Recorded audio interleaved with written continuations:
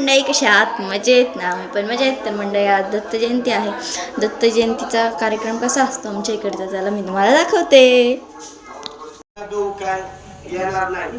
आपलं गाव सोडून आपले पंचकोट सोडून असं दुसऱ्या गावामध्ये असतात महाराज.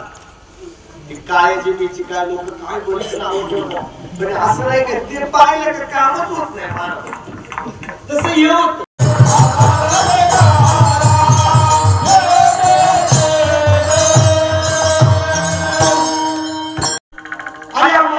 छत्रपती शिवाजीराजे 350 वर्ष झाले या मातीवर पाहिले.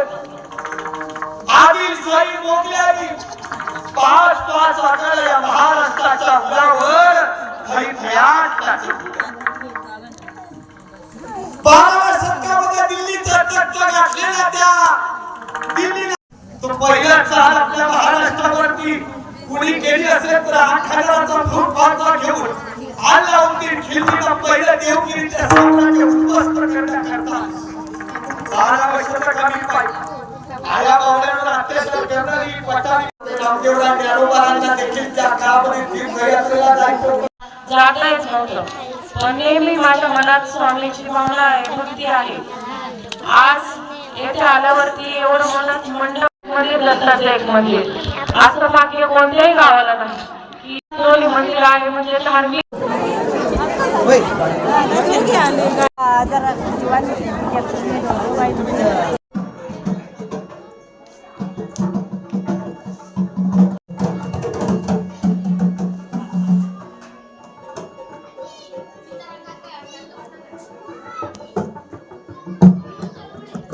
तर मंडळी कसं वाटलं तुम्हाला आमच्या इकडचा दत्त जयंतीचा कार्यक्रम?